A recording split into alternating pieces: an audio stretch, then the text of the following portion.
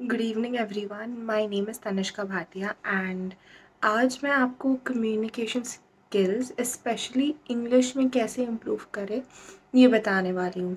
तो इंग्लिश में क्यों इम्प्रूव करें, like why do we need to learn English, what is our motive behind learning English, that I am going to be talking about in this video. And आज थोड़ा ये video में मैं थोड़ी ज़्यादा इंग्लिश बोलूँगी ताकि आप यहाँ से सीखना, यहाँ से आप इंग्लिश को ग्रास्प करना, समझना सीखे। ओके, देखिए, वर्ल्ड के आप कोई भी हिस्से में जाएंगे आपको इंग्लिश स्पीकिंग लोग तो मिलेंगे ही, क्योंकि इंग्लिश हमारा सेकंड लैंग्वेज होता है। मोस्ट कंट्रीज़ का सेकंड लैंग्वेज इंग्लिश होता है। ऑब्वियसली फर्स्ट लैंग्वेज होता है अपनी मातृभाषा, सेकंड इज़ इंग्लिश। तो जब आप ट्रैवल करेंगे, जब आप इंटरव्यूज़ के लिए जाएंगे या आप रीड करते हैं, तो everything is dependent on English. Okay, तो यहाँ सबसे महत्वपूर्ण बात ये होती है कि आप कम्युनिकेट कैसे करते हैं। यहाँ आपकी कम्युनिकेशन स्किल्स इनटू प्ले आते हैं। तो इंग्लिश की जो बेसिक नॉलेज होती है वो भी चल जाती है। ऐसा नहीं है कि हमें बहुत complicated words, new word, vocabulary use करनी होती है। वंस जब हम फ्लुएंट हो जाते हैं कोई लैंग्वेज में, तब हमारी ग्रास्पिंग पावर बढ़ जाती है, तो अपने आप हम नए वर्ड सीखते रहते हैं। अब यूजुअली ऐसे लोग नहीं होते जिनको बिल्कुल ही इंग्लिश ना आए, ABCD तक ना आए, ये सबको आता है। यूजुअली लोगों को इंग्लिश समझता है बट हम बोल नहीं पाते, हम अपने आप को इंग्लिश में एक्सप्रेस नहीं कर पाते। जिस कॉन्फिडेंस से हम दूसरे लैंग्वेजेस बोलते हैं, या मराठी हो गई या हिंदी हो गया, वैसे हम नहीं बोल पाते। तो बस यही कॉन्फिडेंस हमें बिल्ड करना है।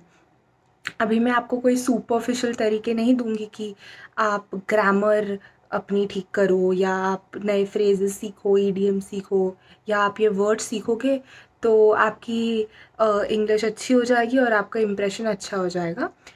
ये प्रॉब्लम ही नहीं है। प्रॉब्लम की जड़ जो है, प्रॉब्लम के जो रूट्स है, वो कुछ और है। आप एक बात बताओ, आप हिंदी कैसे सीखे? क्या आप हिंदी स्कूल कॉलेजेस में जैसे पढ़ाते हैं लिख लिख के, सोच समझ के सीखे? नहीं। हम बचपन में काफ़ी ऑब्जर्वेंट होते हैं, तो हमारे जो पेरेंट्स होते हैं, हमारी जो एनवायरनमेंट होती है, उनसे ऑब्ज़र्व कर कर के सीखते हैं। तो यही ऑब्जर्वेशन स्किल्स को हमें दोबारा लाना है, एंड इंग्लिश के साथ भी यही करना है। First step to learning any language is observing. तो हम ऐसे सोचते हैं कि ये वर्ड जो इन्होंने बोला, इसका कॉन्सिक्वेंस ये हुआ। फॉर एग्ज़ाम्पल, बच्चे ने टॉय की ज़िद की तो उसको टॉय मिला। वैसे ही जब हम ये ऑर्डर समझेंगे, तब हम इंग्लिश को ज़्यादा सीख पाएंगे अच्छे से। और फिर आप बोलेंगे ठीक है, हमने ऑब्ज़र्व कर लिया, अभी हम प्रैक्टिस किसके साथ करें? पेरेंट्स के साथ नहीं कर सकते। पेरेंट्स बोलेंगे पहले मातृभाषा सीखो, हिंदी में क्या कमी पड़ गई, तुम्हें अंग्रेज़ी सीखनी है। दोस्तों के साथ करेंगे तो फॉर्मेलिटी हो जाएगी, बोलिए ये फॉर्मेलिटी क्यों कर रहे हो, और कुछ कुछ दोस्त मजाक भी उड़ा सकते हैं, तो फिर हमें बुरा लगेगा। इस सबसे बेटर ये है कि हम खुद से सीखें। खुद से कैसे सीखें? हम लिख सकते हैं, ये एक बहुत अच्छी हैबिट भी है, एक डायरी मेंटेन करना। तो at the end of the day, जो भी आपके दिन में ख्याल आया, आपके दिमाग में आपके साथ जो एक्सपीरियंसेस हुए, वो आप एक डायरी में नोट डाउन करो। वो डायरी को आप ज़्यादा ब्यूटीफुल, क्रिएटिव भी बना सकते हो, क्योंकि जब हम पीछे देखते हैं कि हमने क्या क्या लिखा था, हम सोचते हैं यार ये तो बहुत छोटी चीज़ है, ये तो थोड़े मिस्टेक्स हो गए हमारे साइड से। तो हम ये मिस्टेक्स नहीं दोहराते दोबारा। हम बहुत सीखते हैं लिखने से।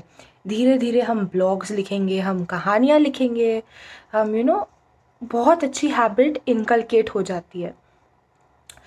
तो ये जब हम लिखते हैं, हम पहले सोचते हैं। इंग्लिश में हम सोचना सीख रहे हैं, which is very very important. बोलने से पहले सोचना। ओके, ये तो हो गया एक पॉइंट। अब we get many thoughts in the day, and usually हम जो सोचते हैं हम वही बोलते हैं दोस्तों को, सबको। जो हमारे दिमाग में चल रहा होता है, हमारा मेंटल स्टेट हमारे मूड पे डिपेंडेंट होता है। तो ये हमारी कंट्रोल में है ना। तो क्यों ना हम अपने थॉट्स को भी इंग्लिश में फ्रेम करना सीखें। अब ये कैसे होगा? सपोज़ हम एक जगह पे बैठे हैं और हम सोच रहे हैं कि हमें ये टास्क आज ख़त्म करने हैं, ये असाइनमेंट्स ख़त्म करने हैं। हम इंग्लिश में प्रैक्टिस करना सीखें कि I have to make a to do list, I have to sort out my assignments, I have to watch these recorded videos, I have to complete this group discussion, you know. ऐसे simple fluency matters a lot. Most important यही होता है कि आप simple words use करो, complexity में ना जाओ। एक बार हम फ्लुएंट हो गए, आई डिड टेल यू, वो फ्लो में आ जाता है, हम फ्लो में सीख जाते हैं। Also one more habit very good to develop is reading. आप जब इंग्लिश बुक्स रीड करोगे ना, तो आप समझोगे कि बेसिक बुक्स, ओके, ऐसे बुक्स मत रीड करना जिनमें थोड़ा लैंग्वेज टफ हो। बेसिक जो बुक्स होते हैं, नैन्सी ड्रू के बुक्स बेसिक होते हैं, हैरी पॉटर थोड़ा बहुत बेसिक होता है।